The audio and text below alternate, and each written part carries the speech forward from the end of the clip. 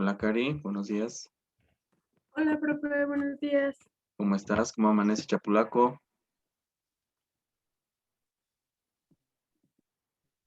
Bien, gracias. Medio nublado, medio despejado y quién sabe cómo. Con frío.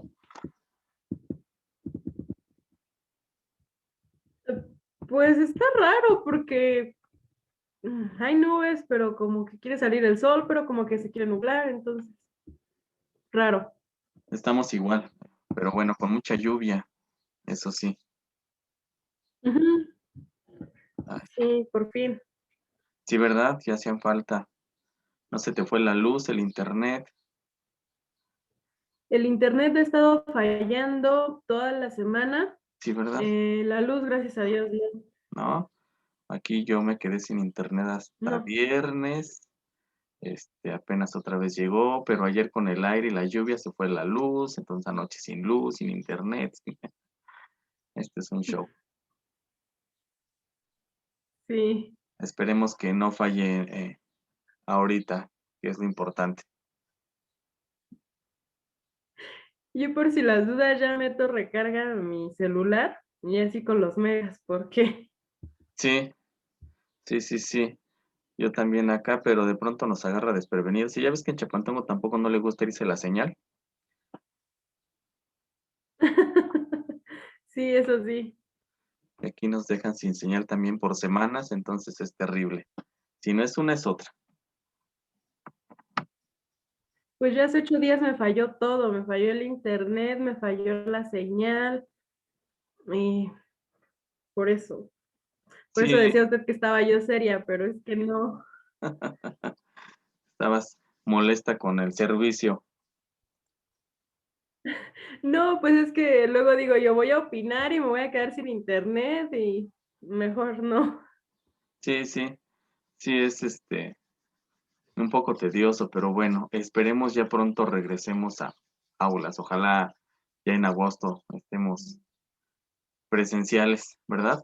Ya nos hace falta. Pues a mí me gusta en línea, pero sí hace falta ¿Sí? presencial. ¿Te parece mejor en línea? Bueno, sí. Pues más cómodo. Sí, ¿verdad? No te estresas el despertarte tan temprano para viajar hasta allá y regresar y todo el show. Sí, sí, entiendo. Sí. Hola Jenny, buenos días. Hola, profe, buenos días. Buen día, Cari. Hola, Jenny. ¿Cómo amanece su rancho, Jenny? Bien, profe. Ayer llovió muy fuerte, Sí, pero está bien hoy. Ajá. es lo que ¿Ella qué comentábamos. tal? Igual llovió demasiado, es lo que comentábamos con Cari, que acá igual llueve y hay que tener cuidado con la luz, el internet, la señal y todo. Entonces, eso es preocupante. Sí, Pero creo que en todos lados, ¿verdad? creo que sí. Qué bien, qué bien. Pues bueno, en lo que ingresan sus compañeras, voy a, ¿quién me falta? Pues nada más Lupita, ¿verdad? Y Aranza. Bueno, les pongo la presentación que espero hayan leído de hace 8 días. Vamos a comentarla muy rápidamente.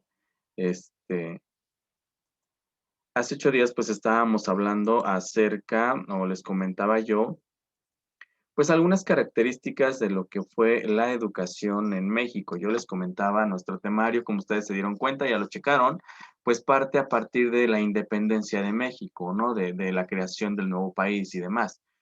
Pero antes de la independencia, pues también se quedan dos periodos muy importantes, considero yo, que es todo lo de las culturas precolombinas y todo lo que es la etapa de la colonia, donde eh, también hubo un sistema de educación diferente, obviamente, con características, como les comenté de manera general, muy diferentes, pero al final de cuentas hubo educación impartido por instituciones que al final de cuentas cumplieron con su cometido. En general, dijimos, tanto en la época precolombina como en la etapa colonial, pues la educación mantuvo su carácter clasista, porque pues era para los que tenían un poder o tenían tanto poder político, económico como social, ¿no? Realmente. Y sobre todo, pues también una educación para hombres, era muy poca la educación que había para mujeres. Entonces, les comentaba, no es que no haya habido una educación, claro que la hubo, el temario, pues bueno, se nos brinca esas 2 etapas y también, pues por ahí les comentaba, yo les voy a dejar un trabajito para que retomemos un poquito eso y tengan ustedes en cuenta las características de la educación que hubo en ese entonces. Y les decía yo, hola Lupita, buenos días. Hola, buenos días. Buenos días, buenos días. Y les comentaba yo que, o les dejé que leyeran la presentación que les había preparado para hace 8 días, que por hablar de otros periodos, pues ya no nos dio tiempo de hablar de este, ¿verdad? Bien, vamos a empezar la historia de la educación ahora, pues a partir del México independiente. ¿Qué ocurre después de que se da el movimiento de independencia, de la lucha que fue por 11 años, de que Miguel Hidalgo, Pavón y todos estos personajes importantes que de alguna manera hicieron posible la independencia del país, ¿no? La separación del reino de la España. Entonces, empieza un nuevo periodo político, social, económico, cultural y educativo también para el nuevo país, para una nueva nación. Jenny sí leyó la presentación, sí pudo checar de qué se trataba.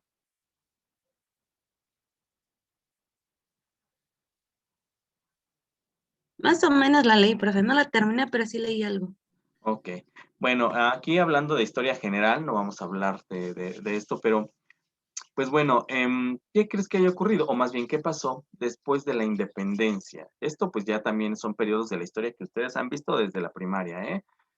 ¿Cuáles fueron las características? ¿Qué sucedió después de que se da el periodo o la herencia y se le da, híjole, ya se nos fue Jenny. Bueno, les comentaba, déjenme ver por aquí. Bien, después de que se da el movimiento de independencia, después de que México o nuevo país logra independizarse, ¿verdad? Pues bueno, vienen una serie de características, em, pues difíciles para la nueva nación, porque era volver a pues a reestructurar todo, porque todo se había quedado en un desorden, porque además todo, pues de alguna manera estaba vigilado por un reino que tenía un control. Al tener la independencia, pues entonces se viene un descontrol en todos los aspectos, porque hay un desorden en todos los aspectos en el país. Entonces, pues bueno, España al fin es derrotada por los mexicanos. Uno de los personajes que emerge como primer emperador, recuerden que es el primer emperador que hubo fue Agustín de Iturbide, que es el primero, donde pues de alguna manera se empieza a reestructurar el gobierno y con la reestructura del gobierno, pues entonces se empieza también a darle una organización al país, ¿no? Entonces algo que hizo Iturbide durante su gobierno, digamos, pues fue instaurar un Senado. Ahorita vamos a ver por qué se da esta parte de lo que es la instauración de un Senado. Con el Senado ya en marcha, pues bueno, como ustedes saben, lo que primero se quería o se planeaba, pues era que en México fuera un imperio, ¿no? Así como, pues prácticamente estaba en España, ¿no? Un imperio donde el poder fuera hereditario, pero además, pues fuera constitucional, es decir, el Senado daba la aprobación de que así fuera un imperio. Aquí en México, en lugar de un presidente, si se hubiera mantenido el imperio, tuviéramos un emperador, ¿no? En eso estaríamos, con emperadores. Este congreso que él creó, pues fue de alguna manera disuelto después. Con esto que ocurre acuérdense que la independencia se da en 1821, durante 2 años se da esta parte de tener el imperio. En 1823, pues bueno, Santa Anna, Antonio López de Santa Anna, otro personaje importante que después también llega al poder, recuerden que disuelve pues este congreso que Iturbe había creado y al tomar el poder Santa Anna, pues bueno, se crea la primera Constitución Federal de los Estados Unidos Mexicanos en el año de 1824. No quiere decir que no haya antecedentes de constitución. Recuerden ustedes que por ahí en la independencia, Pavón pues crea los sentimientos de la nación, que son el primer antecedente de lo que sería pues una ley para lo que era México, ¿sí? Entonces, a eso hay que considerarlo. Estos son datos como que, bueno, se tienen. Recuerden que durante mucho tiempo, hasta el periodo de la Reforma, hay dos grupos muy importantes en choque, que son los centralistas y los federalistas, ¿sí? Lo que posteriormente serían, o bueno, lo que consideramos grupos de derecha e izquierda, o en el que en la época de la Reforma, también vamos a ver ahí a dos grupos que van a ser estos mismos precisamente tratando de llegar al poder. En esta discusión de lo que sería la nueva nación, pues los federalistas fueron los que de alguna manera ganan y a partir de este grupo, pues nace o surge el nuevo país como una república federal, ¿sí? Creada por estados libres e independientes, pero que a la vez unidos por una sola ley, que es como hasta actualmente se maneja, representativa y federal. Por eso nuestro país son los Estados Unidos mexicanos o la República Mexicana, también como la conocemos, ¿sí? Entonces, con esto también hay una división de poderes. ¿Cuáles son las división de poderes? Pues bueno, ustedes recuerden cuáles son los tres poderes, pues el poder ejecutivo, el legislativo y el judicial, que hasta la fecha son los encargados de llevar las riendas de la organización gubernamental en México. Sí, entonces ahí está. También a partir de esto, de esta creación de esta división de poderes, también se crea lo que es el Congreso de la Unión, formada, como ustedes ya saben, por la Cámara de Diputados y la Cámara de Senadores. Además, recuerden que existen tres niveles de gobierno: el gobierno federal, el gobierno estatal y el gobierno local, ¿sí? Que son estas partes, o es como está estructurada la República.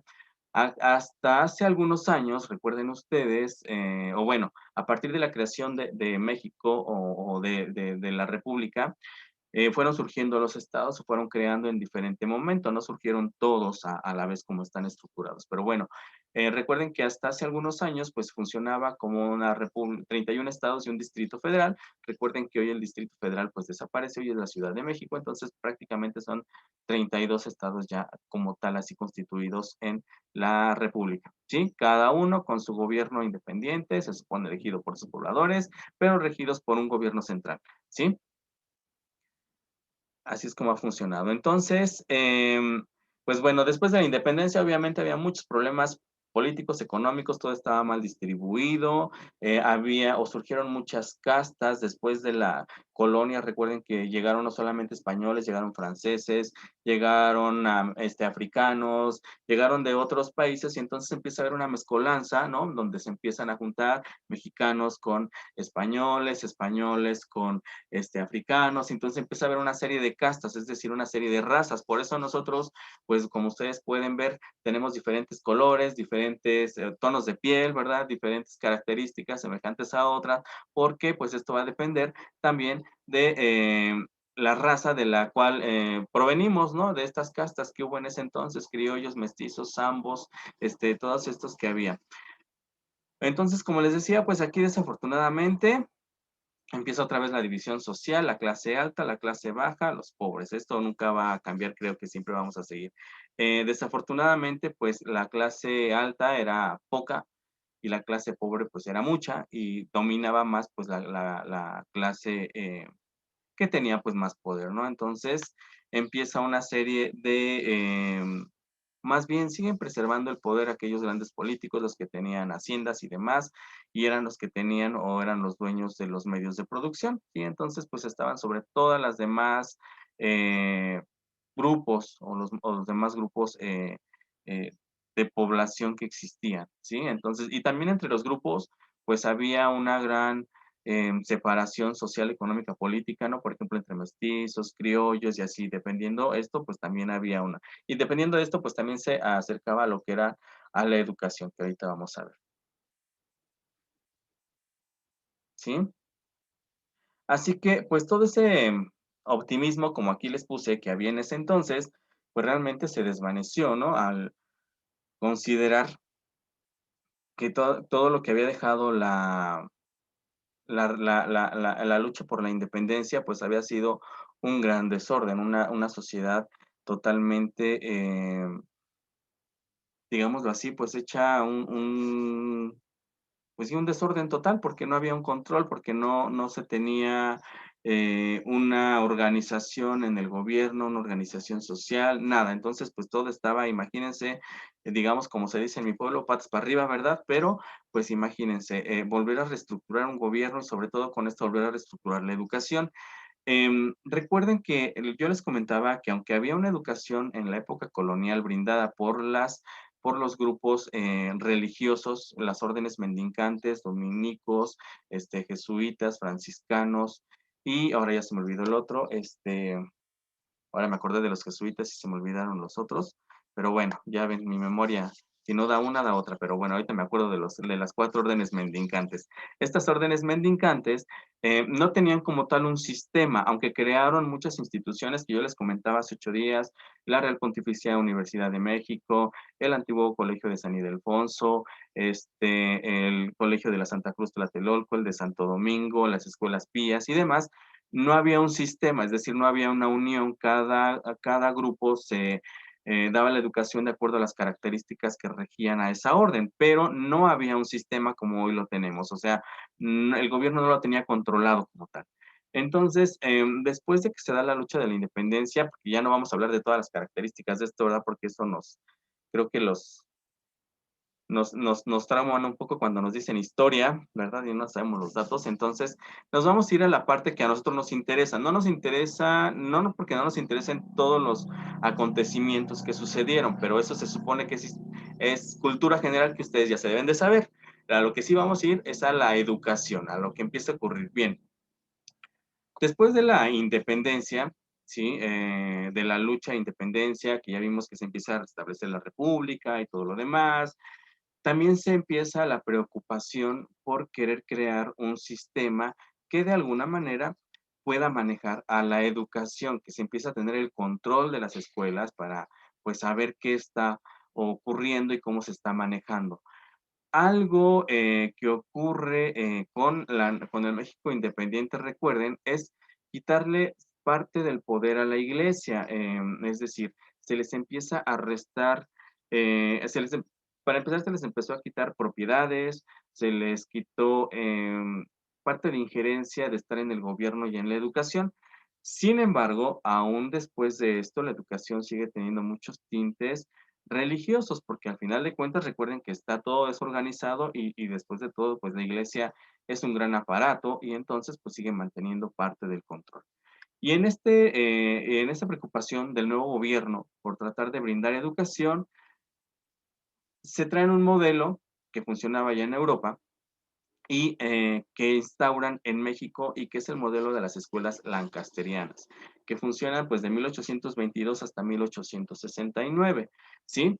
Y vamos a ver pues cuáles eran las características de esta escuela, ¿sí? Que ustedes pues ya leyeron. Cari, ¿leyó lo que era la escuela lancasteriana? No sé si me escuche Cari. No. Lupita, ¿usted sí leyó la presentación? ¿Sabe de qué hicieron las escuelas lancasterianas en México? Ya, ¿qué decía? Perdón. Perdón, Cari. ¿Leíste lo que era la escuela lancasteriana?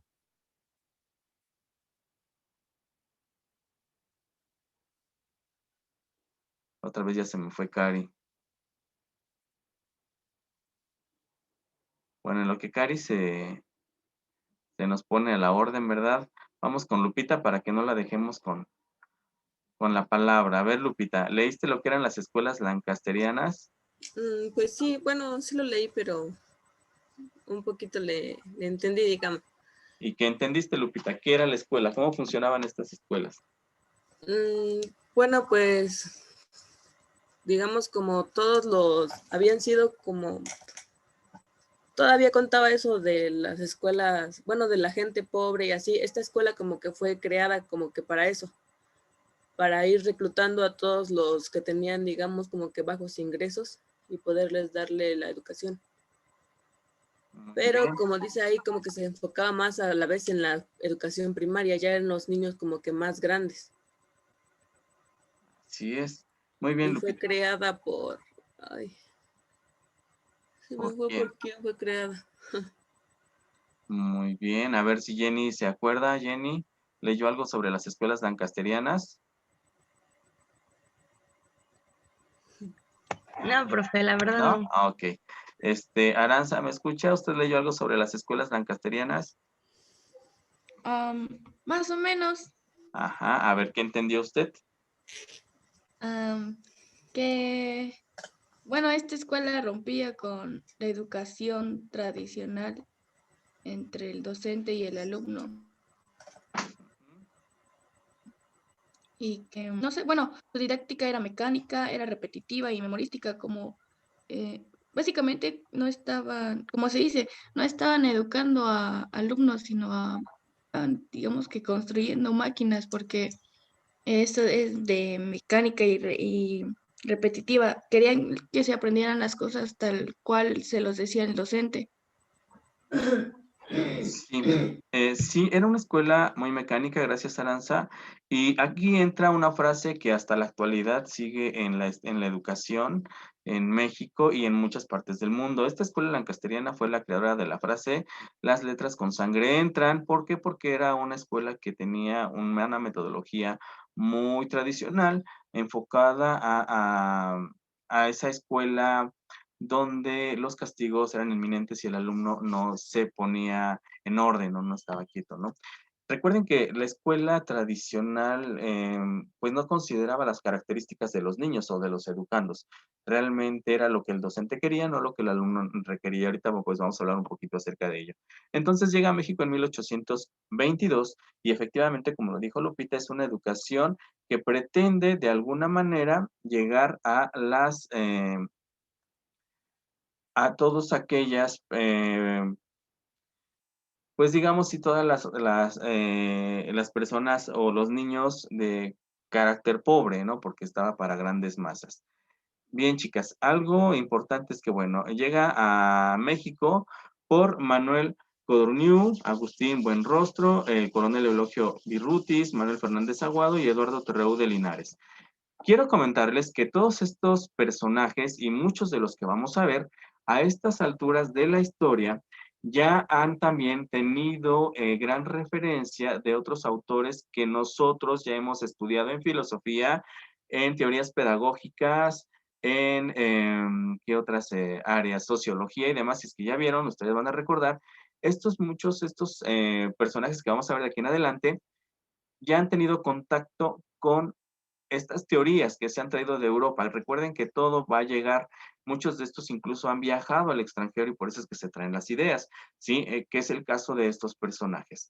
Esta escuela lancasteriana, pues obviamente su creador es Joseph Lancaster, ¿sí? Donde lo que sobresale de esta escuela es que su técnica pedagógica, como ahí dice, los alumnos que más sabían, ¿sí? Se volvían monitores, el término es monitores que utilizaban, y este sistema de monitores es que había un docente, pero había un grupo de monitores que son los que se encargaban de ayudar a los que menos sabían. Entonces, el que más sabía se convertía en monitor y este ayudaba a los otros. Y el método, pues, era un sistema de enseñanza mutuo. ¿Por qué? Porque todos se apoyaban y sobre todo los monitores apoyaban a un determinado grupo de alumnos y había un docente encargado nada más de todo. Ahorita vamos a ver hasta cuántos alumnos se atendían en este tipo de escuelas. Entonces, por ser un sistema que no se gastaba mucho en docentes y no se necesitaban muchas instituciones, pues se hizo, por eso se trajo este establecimiento, ¿sí? Por eso se le entrega la instrucción primaria de toda la República Mexicana.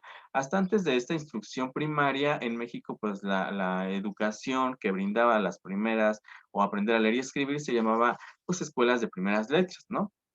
Aquí, pues bueno, ya se llama instrucción primaria, que es en 1842.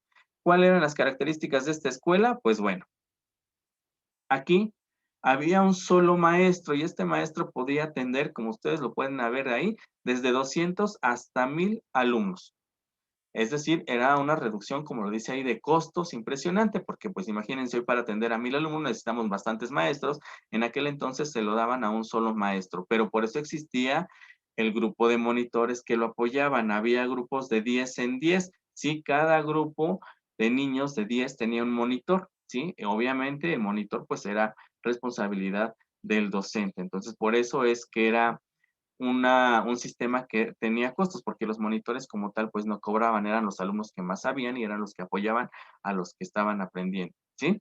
Entonces había grupos de 10 en 10, equipos, digámoslo así, equipos manejados por un monitor y el monitor por responsabilidad del docente. Por eso es que podían atender desde 200 hasta 1000 alumnos. Eran salones enormes que había en ese entonces, donde pues estaban todos los niños. Cuando no había, por ejemplo, papel para entregarles o libreta, utilizaban cajoncitos de arena donde escribían, les enseñaban con los dedos a, pues, a trazar las letras y estas cosas, ¿no? Tenían que utilizar pues todo en tal medida que los materiales que tuvieran al alcance les sirvieran con un apoyo didáctico, ¿no? Bueno, ¿qué es lo que se les enseñaba en este tipo de instituciones? Pues la lectura, escritura, aritmética, que era lo básico, y la doctrina cristiana. Al final de cuentas, la educación sigue con esta parte de religiosa, lo que yo les decía.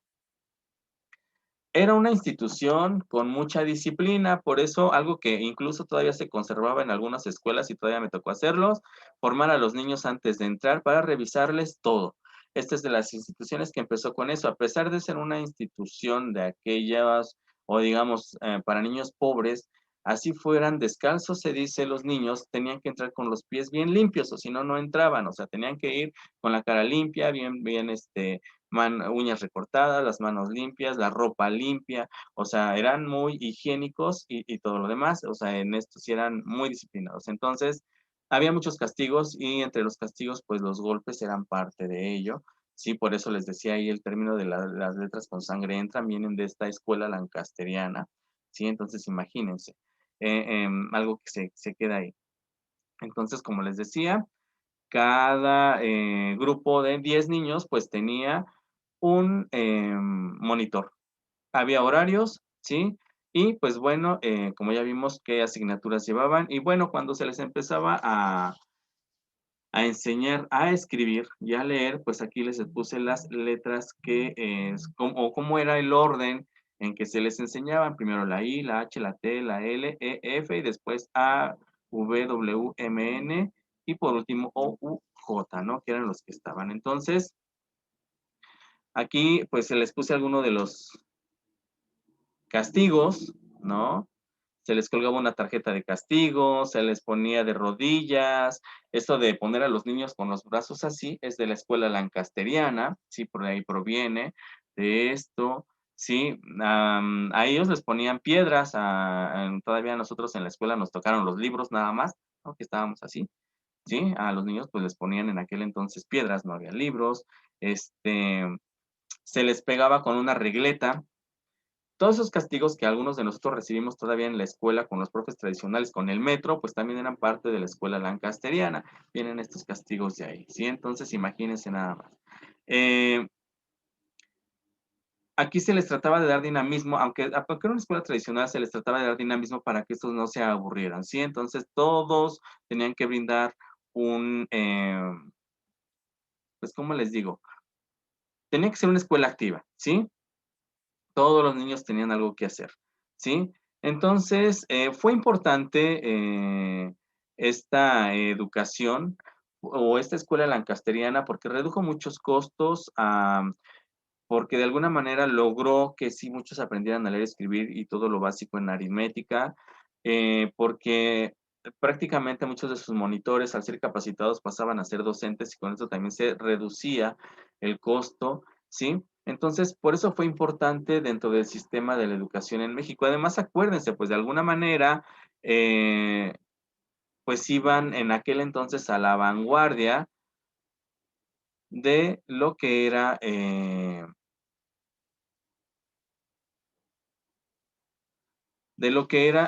los sistemas educativos o lo que era la teoría educativa existente en ese momento, pues digamos que era lo de moda, entonces pues aunque hoy lo veamos como algo muy tradicional y como algo que, híjoles, cómo recibir castigos, cómo pegarles y demás, pues era lo que existía como modelos educativos en aquel entonces es lo que se traía, ¿sí? Por eso es que funcionó en México. ¿Hasta aquí alguna duda? ¿Cómo ven a la escuela lancasteriana? ¿Todo bien? ¿Les gustaría volver a retomar este método? Los castigos, los reglazos. Ya que seamos docentes, sí, pero ahorita no, profe. Ah, bueno, ahorita no. Sí. Esta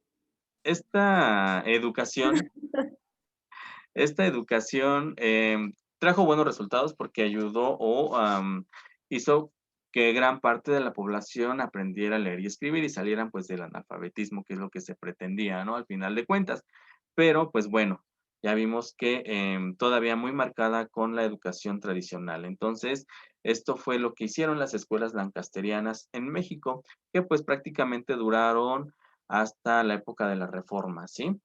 Entonces, bueno, aquí ya tenemos, pues bueno, de las primeras instituciones después de lo que fue la independencia de México. Ahora bien, a partir de aquí también, chicas, y ahora hablando de ya de esta clase, como vieron en su temario, vamos a estar viendo una serie de políticos, por ahí vieron a muchos personajes en su temario, si es que ya lo pasaron, ¿sí? Este, Vamos a ver una serie de personajes que fueron muy importantes para hacer, bueno, no para hacer, ¿verdad? Porque hoy el sistema educativo en México está hecho un fracaso, pero para de lo que ellos quisieron hacer para mejorar el sistema. Aquí vamos a hablar de personajes que realmente sí hicieron reformas y políticas que impulsaron a la educación y que formaron un sistema que incluso llegó a ser el mejor del mundo en algún momento. Vamos a hablar de una serie de personajes y de políticas. No es política educativa, sin embargo, son parte de la historia y vamos a ver sus reformas. Vamos a ver qué es lo que hicieron para hacer que la educación en México funcionara y que se creara todo un sistema complejo que, pues, hasta hoy en día sigue vigente. También se van a dar cuenta con cada uno de ellos que muchas de las políticas instauradas hoy por los gobiernos y que dicen que son de ellos y que son las nuevas propuestas y que muchas cosas las vamos a encontrar en estos señores que vamos a empezar a ver y que ustedes se van a dar cuenta que, por ejemplo, los desayunos escolares, el darles inglés, el dar las becas, todo lo demás, vienen de autores de hace muchas, muchas décadas atrás y que no es nada novedoso de aquellos nuestros hoy políticos que nos quieren engañar.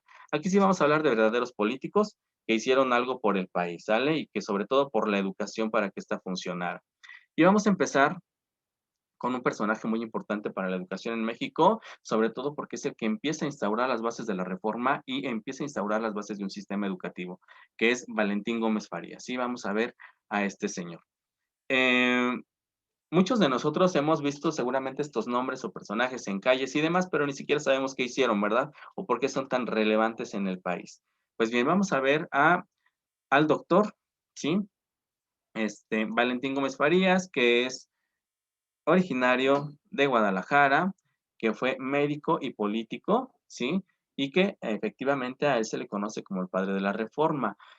¿Por qué el padre de la reforma? Porque empieza a sentar las bases de lo que posteriormente serían todo este periodo de la reforma que se dio en México, que ustedes conocen sobre todo por Benito Juárez. Pero vamos a darnos cuenta también, por ejemplo, que todas esas leyes de reforma que se le adjudican a Benito Juárez ni siquiera fueron propuesta de él, sino de una serie de personajes que estuvieron al lado de él y que propusieron esta serie de leyes. Entonces vamos a ir descubriendo pues cada uno de ellos qué hizo. Y bueno, vamos a ver entonces a Valentín Gómez Farías, sí, aunque fue médico, le gustó la política y fue un gran político, debemos de saber, fue regidor, fue diputado y pues bueno, amaba su patria y eso fue lo que hizo que él eh, pudiera implantar los ideales para crear una república federal libre y democrática, ¿sí? De hecho, por eso a él se le debe esta creación. Me dicen si voy muy rápido pasando mis diapositivas, ¿eh? O así voy bien, chicas. Así va bien, profe. Ah, bueno. Bien, Sí, gracias. bien, cimentar las bases de lo que sería lo hoy, pues todo lo que es la República Federal y Democrática, pues ha sido pues como que es lo máximo que pudo hacer por el país, ¿no? Fue uno de estos defensores de esta ideología. Cabe resaltar que Valentín Gómez Farías fue el vicepresidente en aquel entonces de la República. El presidente era Antonio López de Santa Anna, pero como ustedes también recuerdan, Antonio López de Santa Anna era un personaje que abandonó por 5 ocasiones la presidencia, o sea, se iba y la dejaba en manos de su vicepresidente, que es el que tomaba el poder. Entonces, cuando Valentín Gómez Farías tomaba las riendas del país, es cuando él pudo hacer muchas cosas para cambiar precisamente o darle base a lo que hoy tenemos nosotros como país, ¿sí? Entonces, a él al asumir la presidencia, pues hizo muchos cambios en todos los aspectos, no solamente de eso, pero bueno, cada que regresaba don Santana, pues había como que un retroceso, ¿no? Porque había una ideología ahí en contraste, lo que quería nuestro vicepresidente con lo que quería el presidente, ¿sí? Entonces aquí vamos a ver que empiezan también esta serie de grupos o formar estos grupos de liberales y conservadores. Recuerden ustedes que es algo que se da en la lucha de reforma, pero sin embargo él era liberal y empieza a sentar las bases de esto, ¿sí? Entonces, y también aquí partiendo de todo lo que era la Constitución Política de 1824, ¿sí?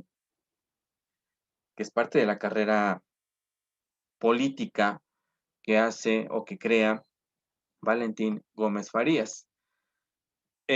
Algo importante también aquí que hizo Valentín Gómez Farías es que crea o suprime aquellas leyes que reprendían a la prensa, es decir, que no dejaban esta libertad de expresión, por una parte.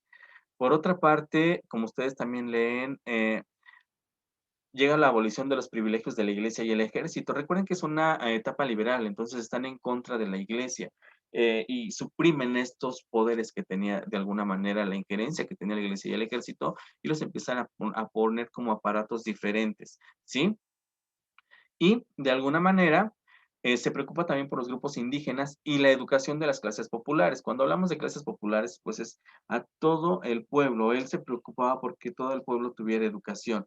Así que uno de los puntos claves en esta parte de la reforma es cuando se suprime la Universidad Pontificia o Pontificia de México.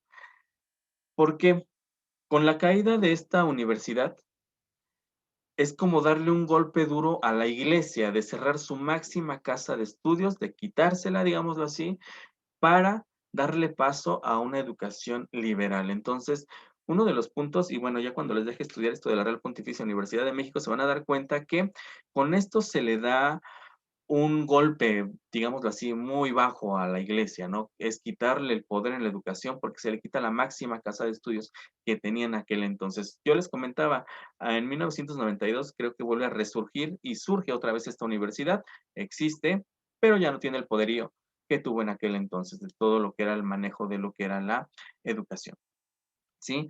Entonces, se sustituye por la creación de lo que fue la Dirección General de Instrucción Pública para el Distrito y Territorios de la Federación.